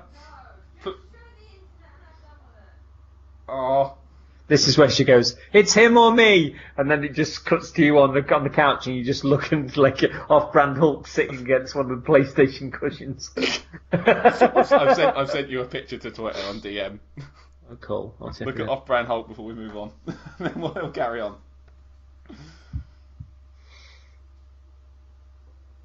Look at his face. There's no way that leaves your house. Laura, CJ said we have to keep it too. Oh, come on! It's like a Sesame Street Hulk, isn't it? Say again? It's like a Sesame Street Hulk. It is a Sesame. Yeah. It's almost got a South Park mouth. Yeah. Hey, buddy! Hey, it's me, Hulk! I'm going to put him down. I'm going to play with him the entire time. Sorry. I just saw his little face. And he's just... Oh, off-brand Hulk. I love you. We're good to go. Yeah. What you got I'm next? back from my Wii now. Ugh. Yeah, that was a good break. I've put some music in. I don't know which music, but we'll see. So I have... It's funny that you say Kamen Rider is a bit like X-Men, because I've been reading something that's a bit like X-Men, kind of. Okay. I've been reading a manga. It's not what you think. I've been reading a manga starring a bunch of people with magical powers that are on a quest to do stuff, and they keep finding people with different powers, and then they fight other people with big powers. There's lots of powers. But they're also pirates. I'm reading One Piece. Right. What's turned you on to One Piece? Because I have seen early episodes of One Piece. I really quite enjoyed it, although it's now... I think each volume of the manga in Japan does about 2.3 million copies or something ridiculous, and it's on episode 18,000,006. I think 800 and something. Yeah. Okay, well I can... Yeah. Do you know what turned me onto it? Go on. No idea. Okay. You just fancied a bit bonkers after JoJo. Yeah, it's bonkers, and I fancy something a bit mental. And I looked at it, and I knew it was always a bit mental. You know, I've played the one of the Pirate Warriors games, which is the Dynasty Warriors kind of version of it. I got one of those for review a while ago, and I remember really enjoying it. Like, it's just, you know, run around and beat up a million guys, and sometimes do a special thing. I remember picking my character as Smoker, who's a guy that has 2 cigars at all times, and just you know, he's got a jacket on but no undershirt, so he's, you know, one of those kind of guys, and just walks around just battering people with smoke power. Like, I remember that being quite fun. So I thought, you know, I'll give the manga a go. So I started reading it, and I'm really been taken quite aback by just how charming it is. Right. Like, it's definitely like, it's an all ages kind of thing. Like, it's the sort of thing that anyone could probably read. You know, a kid as young as 12 could enjoy it. You know, 10-year-old could enjoy it, and an adult could enjoy it. You know, it's just good, wholesome fun. Yeah, 100%. Yeah, like, all the characters are like vibrant and full of life and full of character, and they're not just, you know, tired stereotypes, which some mangas, you know, do fall into, and that's what, you know, that's when I stop reading something, when they just become stereotypes of, I'm the guy with the sword and I'm angry all the time. Fuck you. Like, the characters are fun, they're vibrant, they're also different as well. Well, I've got to about issue 500 of the manga at the moment. Jesus Christ. Yeah, I'm powering through. You certainly are, sir. Well, I'm reading it on my phone, so I'm kind of banging through it really quick. So I can just read it at work, or read it in bed, or read it in the bath. Like, I just kind of get through, you know, 20 or 30 issues in sort of no time, really. I'm at... So for those who know of it, I'm at the Marineford bit. When they're rescuing Luffy's brother. I'm there. So don't spoil anything for me, please, because I'm there. I like that they take the time on it. Like, every kind of adventure they go on, like every island they get to where a new thing's going on, like, they let it breathe. Like, they give it, you know, 30 to 90 issues per arc to really kind of, you know, get involved, learn what's going on there, you know, let the kind of story unfold in as much time as it takes. Like, one of the first first big ones they do, they head to like a desert place, and there's this guys called Baroque Works who are trying to sort of take over the country there, and they really kind of let the story breathe, and you kind of meet loads and loads of characters, and there's lots of fights going on. You get to know more about the characters you've got. You meet people that will join the crew. Generally sort of one per adventure will join the crew, and you can usually pick out who it's going to be because you've seen art of them in the past. Like, I know that one. That's the one that's going to join. I know him. It's the skeleton with the afro. I know him. So generally they'll be, they'll do the adventure, they'll get through it, and then the character they meet, will eventually join them on the quest, which is fine. That's good. And they earn it every time. They go through an adventure together. Say, hey, do you want to join us? Do you want to become our Nakama? Join us on our pirate quest? And they go, yeah, go on then. Wonderfully subverted in the last one I watched, where they meet the character, and within 4 pages, Luffy, the captain, has gone up and said, hey, join our crew. And everyone's like, what? But we just met. Join our crew. And he's like, okay. Deliciously subverted. I really enjoyed it. But yeah, just even the enemies, you meet them again later on, and they're not enemies. They're sort of almost new friends. I'm in the middle of a big prison break, and a lot of the old enemies that you fought in the past have been in that prison. It's like, oh, it's him, it's her, it's that character. They're still there. Oh, it's the big bad guy. But that's when you're building a world, and that's when you know that you're invested in a world that you care about. And I am so invested in this shit now. I'm in it. I'm at the point where I'm trying to see if I can find a way of watching the manga. And I know there's 4 million issues of it, episodes of it. And I know it's going to be kind of the initial sort of animation is going to be quite 90s because it's it's an old manga, isn't it? It's an old anime, yeah. But, yeah, it's still going as well. I've got about 300 issues still to read of the current what's out. So I'm 2/3 of the way through all of it at the moment, which I'm quite happy with. But it's just really wholesome. I really enjoy just reading it, just seeing them go on an adventure and just meeting new people, and the place they go really inventive. Lots of different ideas. I'm really into the concept of fishman karate. That's awesome. Really into that, fish, and that's just fishmen, just punching dudes. It's fishman karate. I'm into that. I think I've definitely got favourite characters in it. The characters who are known as the boy. There's a character called Sanji, who's a cook who kicks people. He's very, very good at kicking people. He's almost my favourite. There is a character called Frankie, who's a big guy who wears a Hawaiian shirt. He's basically a robot. He doesn't look like it from the outside, but he's a robot powered by cola. Okay. He's generally, apart from the Hawaiian shirt, he wears a pair of Y-fronts, and that's pretty much all he wears.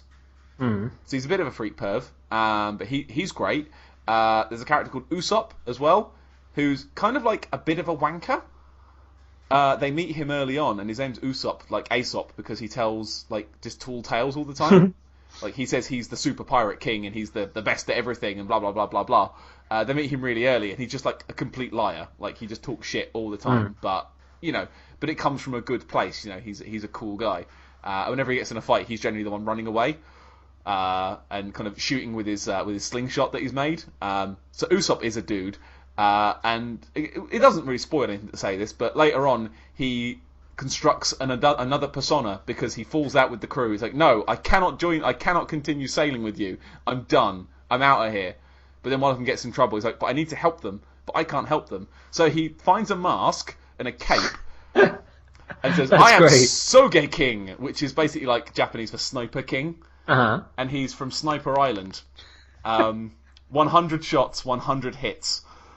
And he just joins along as Soge King. And I think everyone except the main character, Luffy, knows who it is immediately. Soge King! No! Be careful! But that joke's really sweet. I mean, one of the things that I really click onto with Super Sentai and Kamen Rider and, Amazon's not included in this, but is that there's a sense of joy in these shows, and there are things that everything so much these days seems to feel like it has to ground itself in reality. It has to be realistic, and I like that. The only thing that shows like this or mangas like that are surrendering to is just fun and big ideas, and somebody's really enjoying telling these stories, and he's not feeling that there's a tale that they should be telling. They're doing what they want to do. And I mean, even with Amazons, it felt more like a a dark corner of a superhero universe rather than something that was trying to be grim and gritty and realistic and horror-like, because there were stupendous fantastical elements. I mean, you made me laugh when you were talking earlier. There's a bit in one of the Kamen Rider Forza movies, the last one, where they kind of get the band back together, and the lead guy hasn't got his Kamen Rider belt anymore, so goes through time and basically rugby tackles himself on the way to school and just goes, "I need to borrow the belt," and he sort of just looks back to himself and just goes, "All right." And I love that. It was just like, you can get your Joss Whedons that wind themselves up into it. "Oh, aren't I really, really good at writing things?" And it's just something as blatant and as funny as that. Which just makes me giggle, and I kind of dig that stuff. Yeah, man. Like, yeah, I get that. Like, and this is what I've had out of One Piece. It's just good, wholesome fun. And it gets serious every now and again, and there's moments where you get the big standoff where there's the whole team stood on one side of a giant broken bridge and the entire enemy team on the other side, and they're just having a stare down, and you're like, "Oh, it's gonna kick off. Oh, I can't wait." Don't you think that you're more invested in something dramatic and something bad happening to characters that you've laughed with and that you've been on adventures with, because there's a part of you that just kind of feels trepidation because you care? Absolutely. Like, I genuinely like these characters now. Like, they're fun. I like all of them. I like some more than others, obviously, but I like them all. Like, there's no like, "Oh, it's this character. Ugh, all right, skip past these pages." Like, there's none of that. They're all interesting and they're all developed, and there's stuff going on with all of them. They've all got their own desires, their own reasons for why they're sailing the Grand Line. To become the Pirate King. To be the best navigator in the world. To be the strongest sword fighter. Like, they've all got their own reasons to be there. Speaking of strongest sword fighter, the sword fighter Zoro uses 3 swords. He holds one in his teeth.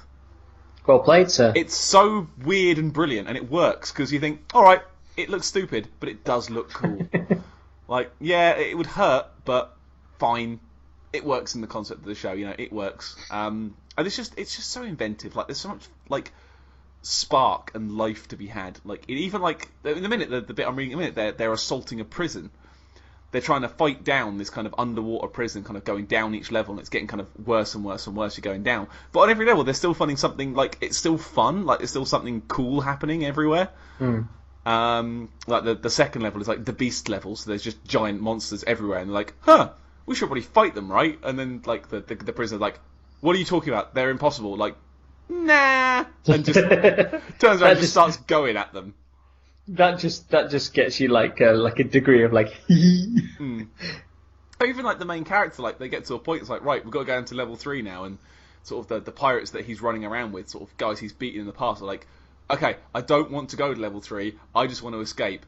And he just looks at them and goes, "Alright, cool, well cheers for the help, bye," and just goes.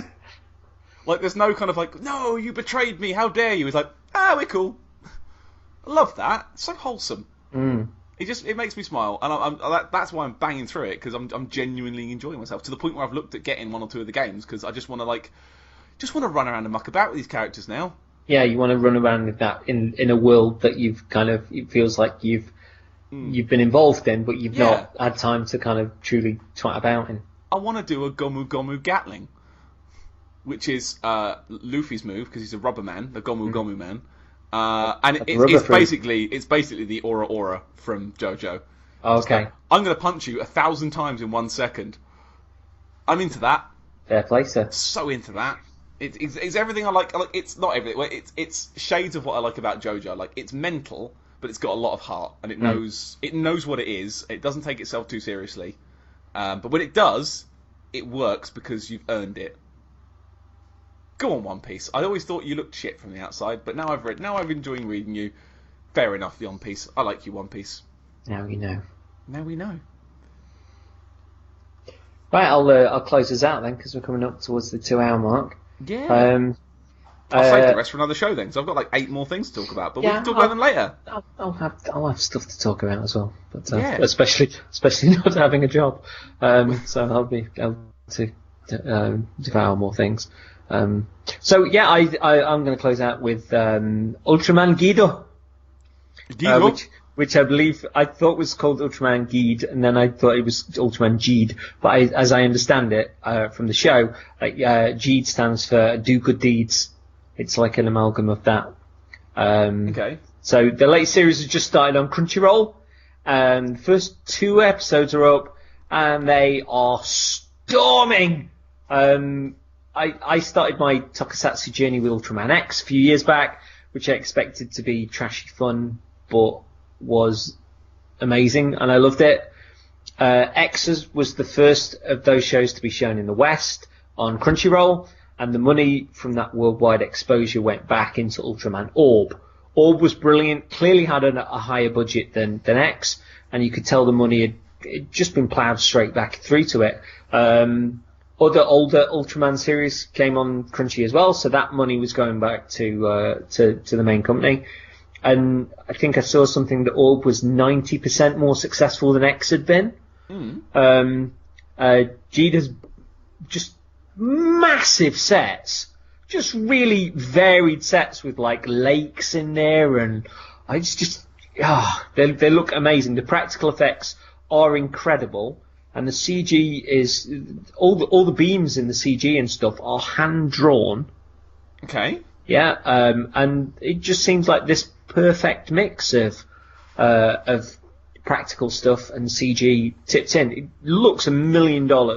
And when you see the fights, and you know they're practical effects, and you know there's a guy in a suit, but the suit's amazing.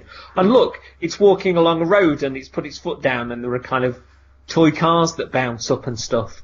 I genuinely love that. There's a bit in the first episode where there's a fight in a lake, and this guy is literally doing somersaults through this lake. And you go, okay. Oh, that's great. I love that sort of stuff. I watched the first episode twice. I ended up watching it on Crunchyroll with Pete, and then there was a point where I was in the bath, and I just put it on again because I noticed it was on YouTube, and just ended up sitting through it again. The second episode is stunning as well. The interesting thing is that they've got the guy that's writing it. It's the first time he's written a TV series, and he's a horror writer in Japan. Okay. And the whole thing's got a real Stan and Jack kind of original Marvel theme. They're really good opening episodes, and with it being a horror writer, you'd think, oh, okay, this is going to be really dark, but it's not. It's still a great family show.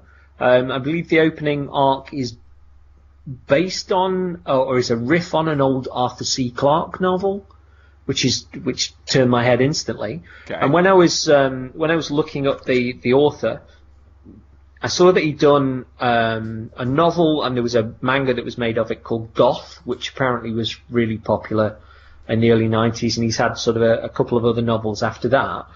But when I was looking down the Wikipedia, they said he got the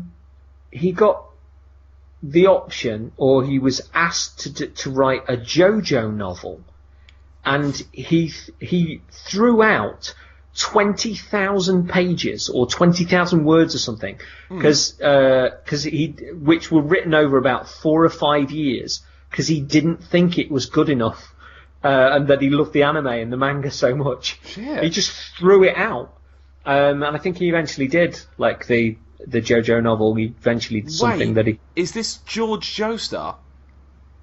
Shit, this is the George one. I think that came out recently. Like that wasn't. I think it was recently anyway. Like I only found out about it recently. It was a novel following Joseph Joestar's dad. So the middle guy between the first 2 seasons, the first 2 arcs of the thing. You've got Jonathan Joestar, who's the first one. You've got Joseph, who's his grandson. You've got George, who's an army pilot in the middle, who never learned Hamon, and was totally murdered. And this follows him as like an alternate version of him. And apparently, it goes places. Let me see here. Bibliography. I'm just looking now. Apparently, at one point, part of that story ends with, or it has, I think, something like 30 alternate reality versions of the main bad guy from the second season of the anime living on the moon together. That's fantastic. Just mental. Mental. Hold on, here we go. JoJo's Bizarre Adventure novelisation. In 2000, it was announced that O-T-H would be writing a novel set during the fourth arc of JoJo's Bizarre Adventure. The novel proved difficult to complete in Kono Mystery Gasugai 2004. Okay. O-T-H claimed to have written over 2,000 pages, but threw them all out.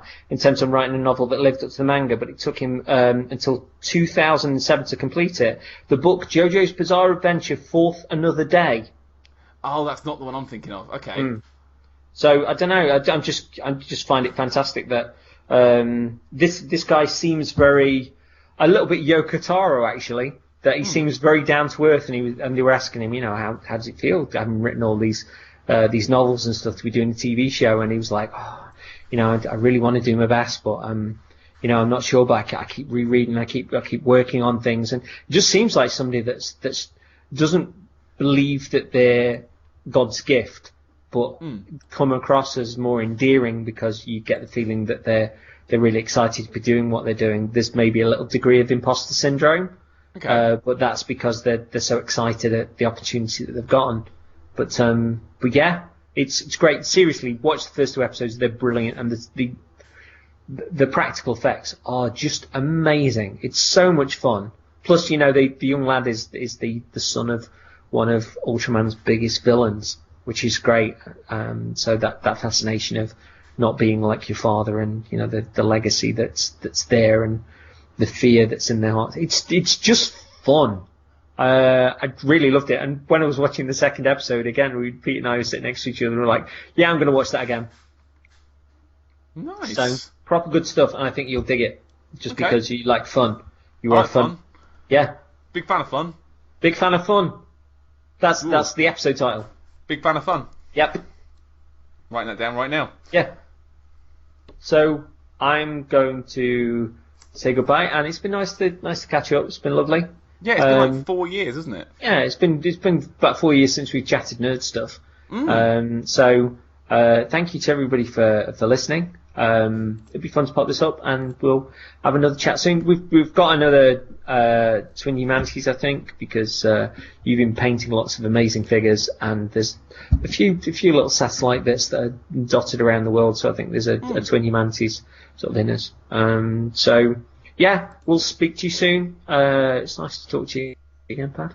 Yeah, it's been fun. And, it's been too fucking long. Yeah, it's been nice. Yeah, it's been nice. And we'll speak to you soon. Cheer, bye. Bye, friends.